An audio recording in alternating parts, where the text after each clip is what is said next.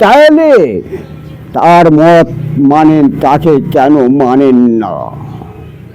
বড় লোকের বউকে যে গরিবের কুঠিরে মানায় না রে বলাই, মানায় না। আমার নাম মোহাম্মদ আব্দুল কুদ্দুস। হ্যাঁ, আমার বাড়ি বদলগাছি থানা, সেনপাড়া গ্রাম, নওগাঁ জেলা। হ্যাঁ, আমি লেখাপড়ার ফাঁকে একটু কৃষিকাজ করতাম, আর এই কৃষিকাজ থেকেই আমার জীবন শুরু।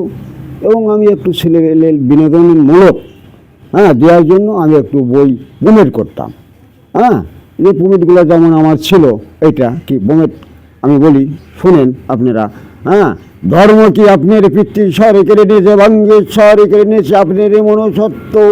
হজরত মোহাম্মদ সাল্লাল্লাহু আলাইহি সাল্লাম 18 অবস্থা নিয়ে মানুষের দাঁড়ে দাঁড়ে ঘুরত, এই কথা সত্য নয়? যদি ধরুন সত্যি হয়ে থাকে, তাহলে তার মত মানেন, তাকে কেন মানেন না?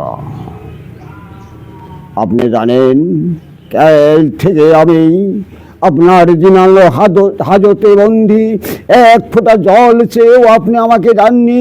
ইসলাম ধর্ম কোনোদিনই মহান ধর্ম হইতে পারে না যে ধর্ম মানুষকে না খিলে মারে। আমি এটা দীর্ঘ মোটামুটি 10-15 বছর এই বই প্রমেট করছি। আমার জীবনে প্রায় 150 বই আমি যাত্রা মঞ্চে প্রমেট করছি বাবা, বিভিন্ন ধরনের বই এবং বিভিন্ন লেখকের বই। হ্যাঁ, তবে এগুলো এখন একটু বয়স হয়ে গেছে, এখন একটু স্মরণ শক্তিও তো কমে আসছে বাবা। এই কারণে আমি একটু আর পারতেছি না বা আর করি না এগুলো। ছেলে মেয়েরা বড় হয়ে গেছে, লাতিপুতি হয়ে গেছে।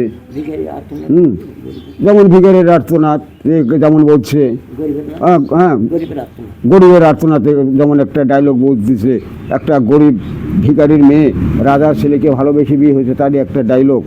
হ্যাঁ, যে বাবার বাড়িতে আসছে, বলতেছে এখন বাবা কে করছে যে বাবা আমি শ্বশুর বাড়িতে চলে যাব, কিন্তু মেয়ে ডায়লগ কাটছে বাবা করছে, কিন্তু ওর সাথে বলাই আছে, একজন প্লেয়ার আছে যে যে বাবাই করছে।